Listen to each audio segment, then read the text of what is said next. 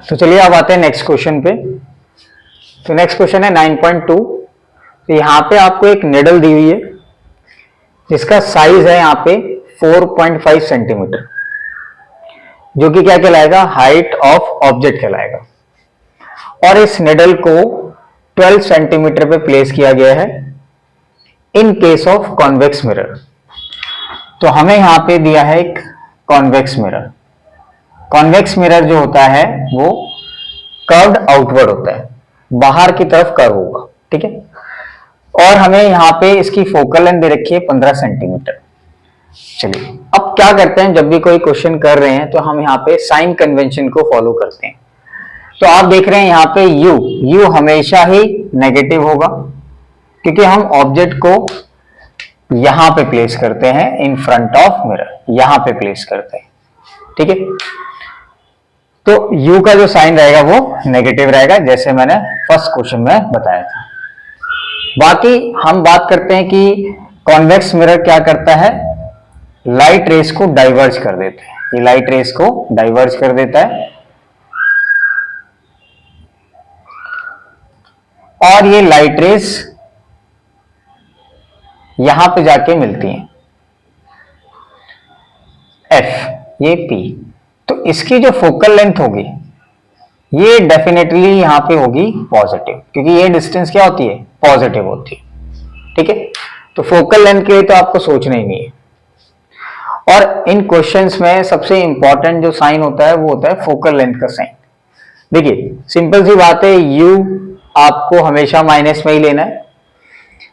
बचा आपका इसमें जो निकालने को आता है ना, निकालने को इसमें V आता है, तो V आपको निकालना पड़ेगा। तो इसके साइन को रटने की जरूरत नहीं, सिर्फ एक ही साइन ऐसा होता है, वो होता है फोकल लेंथ का साइन, जिसको हमें थोड़ा सा याद करना होता है। और उसमें भी हम एक मिरर में याद कर सकते हैं, फिर दूसरे का रिवर्स कर ले। चलिए अब स्टार्ट करते हैं। यहाँ पे हमें V निकालना है और इस क्वेश्चन में हमें मैग्निफिकेशन भी निकालना है। एक्चुअल साइज तो इसमें नहीं निकल पाएगा, क्योंकि यहाँ पे हाइट ऑफ ऑब्जेक्ट नहीं दे रखा है, ठीक है। तो हाइट ऑफ इमेज यहाँ पे नहीं निकल पाएगा, तो आपको सीधा m ही निकालना है। तो अब बात करते हैं बाय मिरर इक्वेशन। तो 1/v plus 1/u is equal to 1/f। तो जैसे कि मैंने बताया था, हम इसको बिना वैल्यू के सॉल्व करेंगे। तो 1/f इसको हम इधर ले जाते हैं -1/u, फिर इसको हम एलसीएम लेते हैं यहाँ पे u इंटू एफ। u इधर चला जाएगा, अब f इधर आ जाएगा, या आप जो करते हैं f को इससे डिवाइड करेंगे तो इधर u ही बचेगा, बाकी आप डायरेक्ट कर सकते हैं। फिर इसको हम रिवर्स कर देते हैं, u इंटू एफ ऊपर और u माइनस एफ नीचे। वैल्यू पुट करते हैं, तो u यहाँ पे दिया हुआ है -12 और f आपको दिया है यहाँ पे 15। u -12 है और f यहाँ पे आपका -15 हो जाएगा, ठीक। तो आप देख रहे हैं यहाँ पे -12 इंटू 15, नीचे आप देख रहे हैं आ जाएगा -27। माइनस से माइनस कैंसिल हो जाएगा, 3 पंजे 15, 3 निम 27 और इसको हम काट देते हैं, 3 चौक 12, 3 तिया 9। तो ये आ जाएगा 20/3, जो कि हमारा इसमें पॉइंट में भी हम इसको निकाल लेते हैं। v इज इक्वल टू आ जाएगा 6.6, इस तरह से चलता जाएगा और ये प्लस में आ रहा है सेंटीमीटर। तो v का साइन ऑब्वियसली यहाँ पे प्लस में ही आएगा, क्योंकि हमें पता है कॉन्वेक्स मिरर में 2 केसेस होते हैं और उन दोनों केसेस में इमेज जो होती है वो बिहाइंड द मिरर बनती है, ठीक है।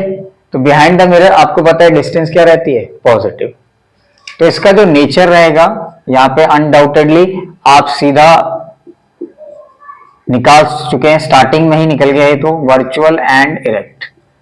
बस अब हमने यहाँ पे इसकी वैल्यू निकाल ली, v की वैल्यू। नेचर तो हमें पहले से ही पता था। उसके बाद हम m निकाल लेते हैं।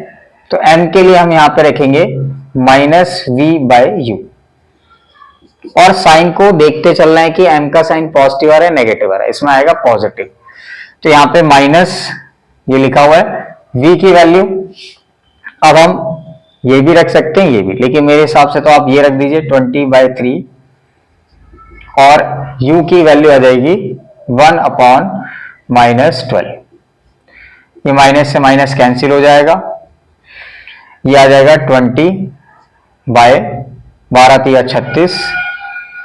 ठीक है, और इसको हम यहां पे सॉल्व करेंगे, 4×5=20, 4×9=36। और आगे आप इसे सॉल्व कर सकते हैं तो 0.5, 9×5=45, फिर भी बचेगा, तो इस तरह से ही चलता जाएगा। ठीक है, तो हमने यहां पे क्या देखा, m का साइन पॉजिटिव आ रहा है और m की वैल्यू 1 से कम आ रही है। तो इस केस में हमें ऑलरेडी पता ही रहता है कि ये डिमिनिश्ड इमेज बनेगी, क्योंकि m की वैल्यू लेस देन 1 आ रही है। अगर m की वैल्यू 1 से ज्यादा आती तो हम एनलार्ज बोलते। ठीक है, तो ये इसमें आंसर आ गया। अब इसने एक क्वेश्चन और पूछा है इसमें कि अगर हम ऑब्जेक्ट को इस मिरर से दूर ले जा रहे हैं, है ना। मैं इसको एक बार यहां पे ड्रॉ करके बताता हूं, आप देखिए।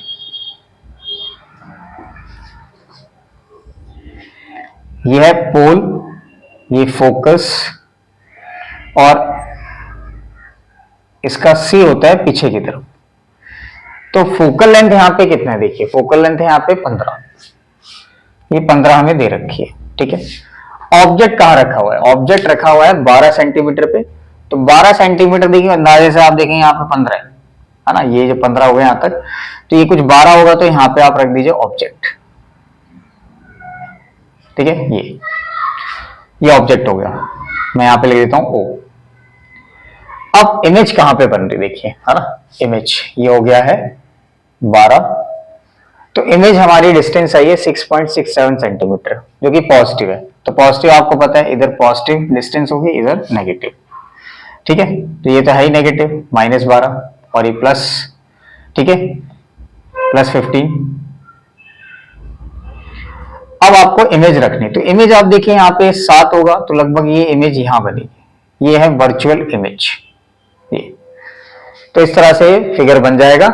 और उसके बाद उसने सवाल पूछा है कि अगर मैं ऑब्जेक्ट को दूर ले जा रहा हूं, ऑब्जेक्ट को दूर लेके जा रहा हूं, तो आपको पता है ऑब्जेक्ट को दूर ले जाओ, कितना दूर ले जाओगे, इन्फिनिटी पे ले जाते हैं।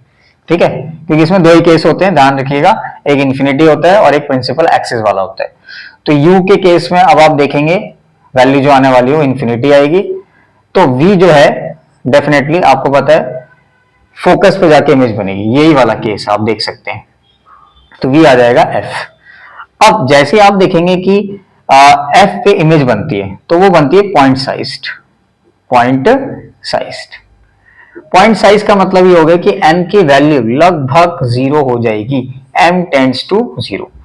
तो ये 2-3 बातें हैं जो इसमें हमें काम आएंगी, है ना, कि m की वैल्यू टेंड्स टू 0 हो जाएगी, क्योंकि आपको पता है ऑब्जेक्ट पहुंच गया इन्फिनिटी पे, तो इमेज जो बनेगी वो फोकस पे जाके बनेगी, जो कि हाईली डिमिनिश्ड और पॉइंट साइज्ड होगी।